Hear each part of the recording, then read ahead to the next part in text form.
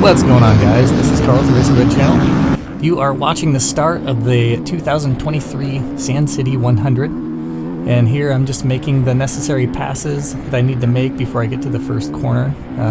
You'll notice in these races that the two strokes get a good jump. That's because they have a lot easier of a time starting, so they'll get a pretty good jump, and a lot of those 300s are quick too. The 300s are really fast bikes. So they are a force to be reckoned with out here in the desert. A lot of us, well, almost all of us had to deal with this crazy dust. Unless you were in the lead, you had to deal with this. So there's one danger point right there, but after that, I was in the clear and I got hit anyways. Here, when I got hit, I didn't feel like there was any reason to have contact there. I was already going straight and accelerating forward. I think I was in third gear, going pretty fast. So I was shocked that I got hit there, and honestly during this race I thought that was a pure assassination. I went through this entire day thinking some douche had it out for me and just wanted to make contact and take me out. That was probably a flawed way of thinking. You know, most people are a lot more mature than that, so gotta give people a little bit more credit. So here I get up after a while. I was pretty injured, messed up my shoulder real bad, and my left hand a little bit, and it was mainly my right shoulder and my right hip that were hurting me, almost to the point where I thought about quitting once I made it to the pits the first loop. There were two pit stops during this race. The first one I almost thought about just calling it quits, because I couldn't do the speeds that I needed to in order to make enough passes, I felt anyways, and it was pretty brutal trying to race with the injuries, but I'm glad I did. It was pretty fun. Here you can see at the back of the pack I'm just struggling to make my way through all of the crowds, and it is really tough to find a line sometimes, especially when you're back in the pack like this and you're dealing with dust and all that stuff. So there's debris flying all over the place. There's chaos back here like no other, but it is still fairly easy to make passes back here. Once you get up towards the front of the pack, that's where it's more difficult, because you have giant dust clouds, and also people are moving a little bit quicker, so it is really tough to get by people at that point. During this race I went from dead last all the way up to 25th overall and 5th in class. So 25th overall really isn't that bad, considering the massive dust clouds that I'm following during this race. It really was detrimental to my speeds throughout this course. As you will see, I'm following some of these dust clouds, and it's just wild how dusty it is out here. And looking back on this race, I'm just glad that my bike wasn't any more damaged than it was from the wreck. I did break my sight glass, so currently I'm racing without a sight glass, and if I would have fallen over on my right hand side, that sight glass would have drained all my oil and I would have blown my engine. So if I would have gone down at all during this race, that would have happened. So very fortunate that I never went down after that guy ran into me. Again, you know, when I was racing this day, I thought for sure it was an assassination, because I felt the right hand turn into my front tire. I got the sense that there was no braking or maneuvering to get out of my way or to avoid the contact. I felt that the contact was completely intentional, that he was on the gas driving through my bars. It really felt intentional. But even that said, looking back on it, can't really place that blame. Just gonna have to race forward. Generally that's how I treat these kind of things. Just make sure that you take note, and in future races ride accordingly. There's a bunch of dust in here, still making some passes.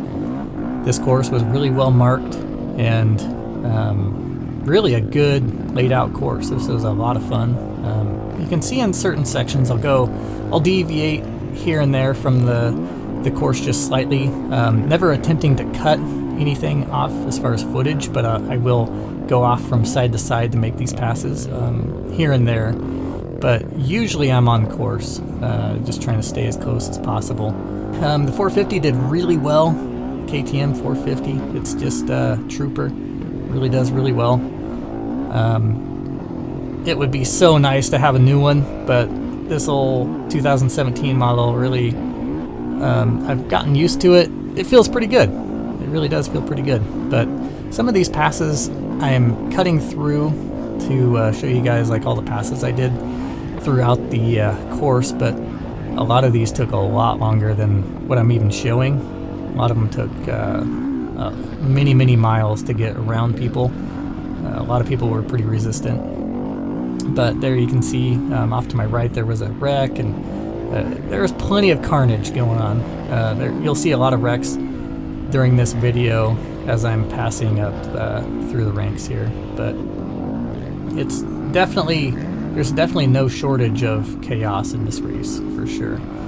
There's one in particular that went down pretty hard, and I barely maneuvered around him before hitting him. But that's the way it goes when you're coming from dead last.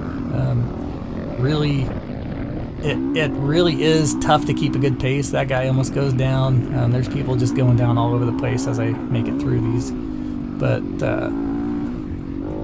yeah, when it comes to making your passes up through here, on a day like today, with the dust how it was, if there was no dust, I think I probably could have made it up towards the front of my class. It would have helped, I'll put it that way. It really would have helped to have no dust. However, these are pretty typical conditions, so I was just looking to stay on two wheels, and I didn't want to get any more injured than I already was. So just going as fast as I could while maintaining control and riding as fast as that dust cloud in front of me would allow. But here's some sand washes. Those are typically pretty good spots to make passes as well. Making it up through the course. It's kind of cool to see all the different riders as you ride through the whole group. And this is kind of one of those videos where if a rider wants to watch one of my videos and see themselves in the video, could definitely do it in this one, because I literally had to pass everybody. All the way up to 25th, that is. But 100 miles is a long way to go. So, you know, if you have a malfunction with your bike, as I did on this one with the sight glass, it's pretty sketchy. I mean, you really don't want to have to deal with this type of thing when you're out here riding, and especially on the first corner. Looking back on this, I'm really fortunate to still have a bike that runs, because that sight glass was it just wasn't holding anything. By the end of the race, it had fallen completely apart. Initially it started with a big old crack which was leaking.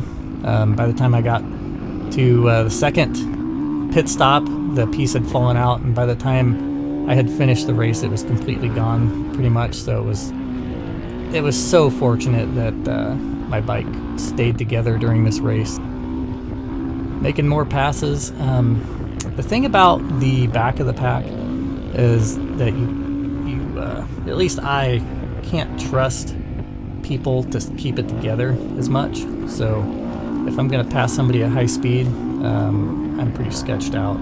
I don't like spending too much time next to people's bars. Like that gentleman who drove through my bars with his. I mean, that wasn't even clipping me. That was just driving straight through my bike. I mean, that can happen. In that case, I was clearly visible, no dust around me and stuff. In these cases, like going through here, sometimes there's quite a bit of dust even. So, I mean, clipping somebody's bars is definitely possible if they make a big mistake. But yeah, you just gotta count on them to stay somewhat straight, at least during the time that you're making that pass. If they don't, it could end in disaster for both of you. This is all pretty high-speed stuff. Here you can see, in some of this race, you can see me reach up with my left hand and I'll wipe the lens just to make sure that I do have a clear view for the video.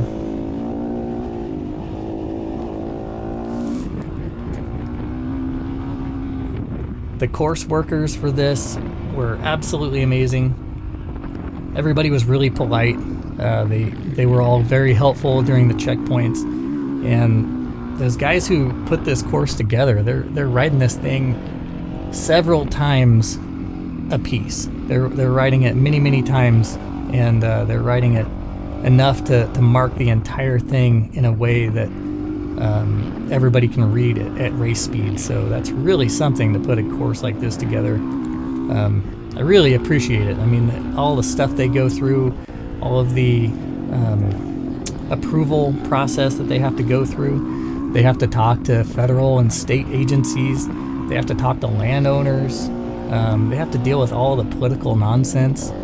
I mean, I'm sure they have to deal with environmental nonsense as well, even though there's literally thousands upon thousands of square miles out here, and we touch probably 0.0000001% of the land mass out here.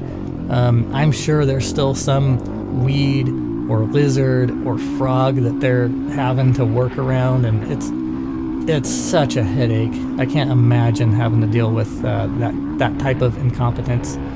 So I really appreciate the people who are willing to do it, and it's a lot of work. It's a lot to take on for sure. So those guys who do it, I really appreciate, and they do a really good job of it. They've clearly marked the course, and they are keeping our freedom alive. And trust me, guys, this is part of our freedom, coming out here and riding and racing by whichever means we choose. That's part of our freedom, traveling around the country. I mean, you think of all the other places around the world. You go to Germany, no riding allowed, really. You go to Austria, they can only have one race because they deem it a training event, and it's done on a mine. It's called the Erzberg Rodeo. That's the only race that they are allowed to have. So although Austria creates KTM motorcycles, they can't even ride in their own country.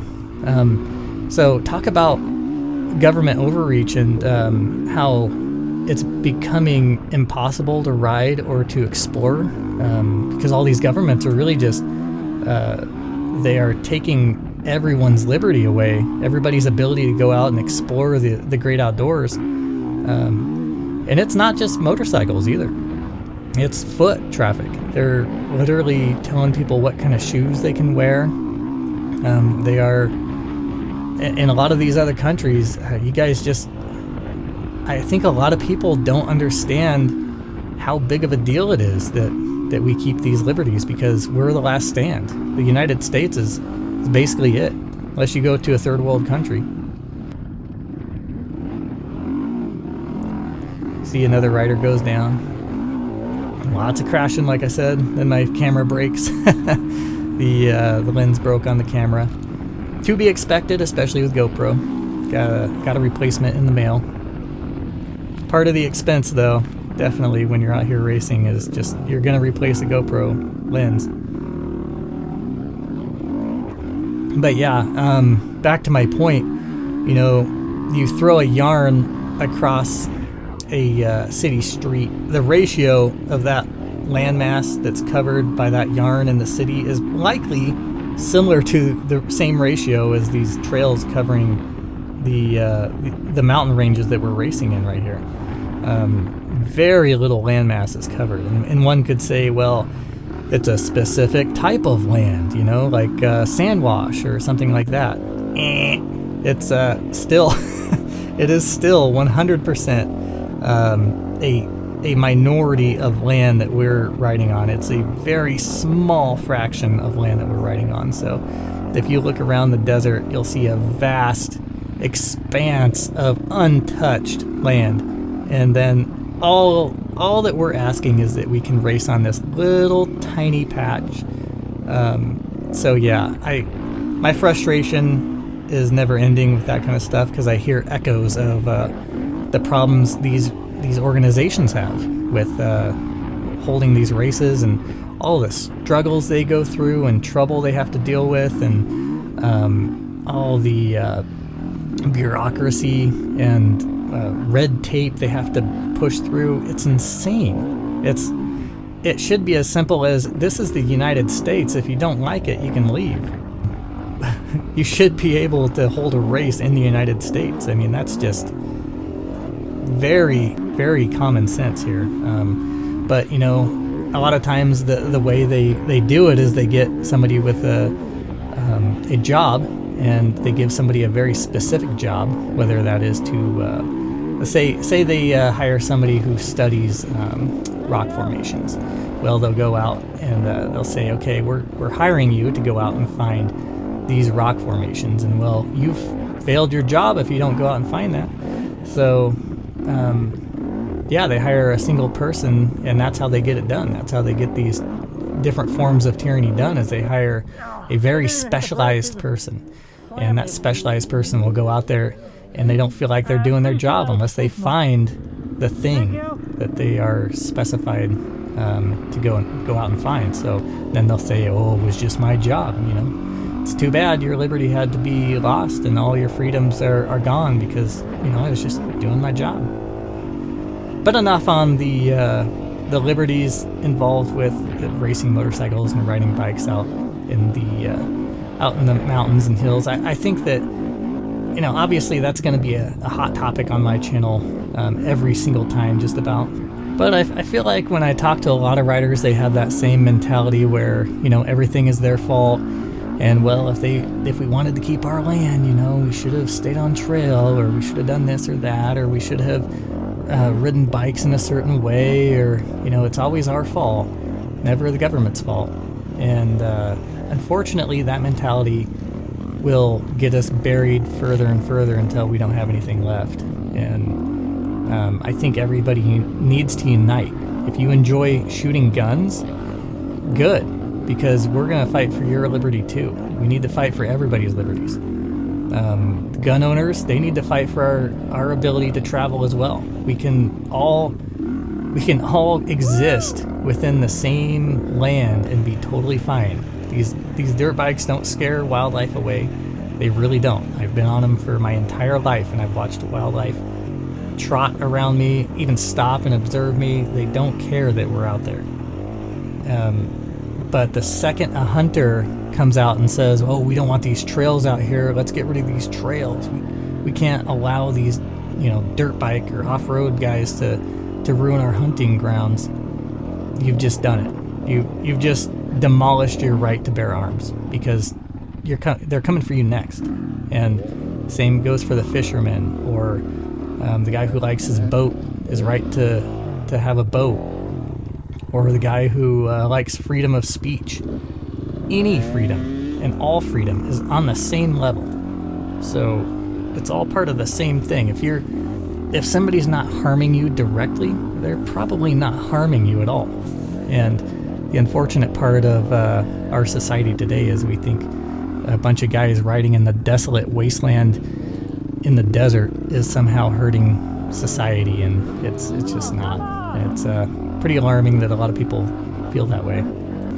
So I've talked about environmentalism and freedoms and our right to race for a long time during this video, so I'll try to stay off that topic from now on. But once I get on that one, I can just talk on it all day and not miss a beat, because it's something I feel strongly about. And yeah, there's nothing else to say. It's mind-boggling to me that there is an opposite side to that. And I get it. I mean, although it is mind-boggling, you got to understand people think they're on the right side no matter which side they're on. And so the other side thinks they're doing right by somebody or something. Maybe it's the earth they think they're doing right by. They've got to feel they're doing the right thing. They've got to be the hero in their own story. And to be the hero in their own story, that means we're the villain. So unfortunately, more conversations need to be had, and just about every aspect of human existence. We need to stop controlling each other and start living together, and we need to start coexisting in a better way. You know, you want to own a gun, that's fine. you want to ride a motorcycle, that's fine too.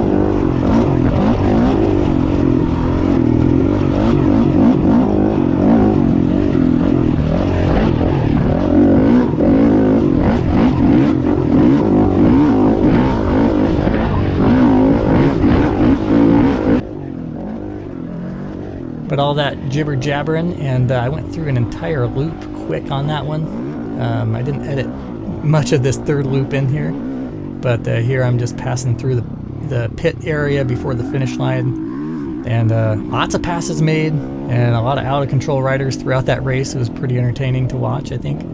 But hopefully you guys, a lot of you racers out there, hopefully you can see yourself in this video. If not, you're in the top 25. So. But here's the ambo, and just back home and ready to take all the gear off. Anyways, guys, I appreciate you watching the video, and again, if you haven't already, I would really encourage you guys to join a club. The best way to find them, in my opinion, is just to go on Facebook. You can join like Dirt Inc., Desert Rats. These are all the Idaho ones. Sidra. You can just go to the Sidra website and you can find all the different clubs on there. I know that Emmett, I can't remember what it's called, Bar to Bar I think it is, or something like that. The one in Emmett, Idaho, I think that one's hurting for members. So anyways, yeah, go out there, join a club, help put these races on, and have a good time. Anyways, guys, I'll catch you on the next one. Peace.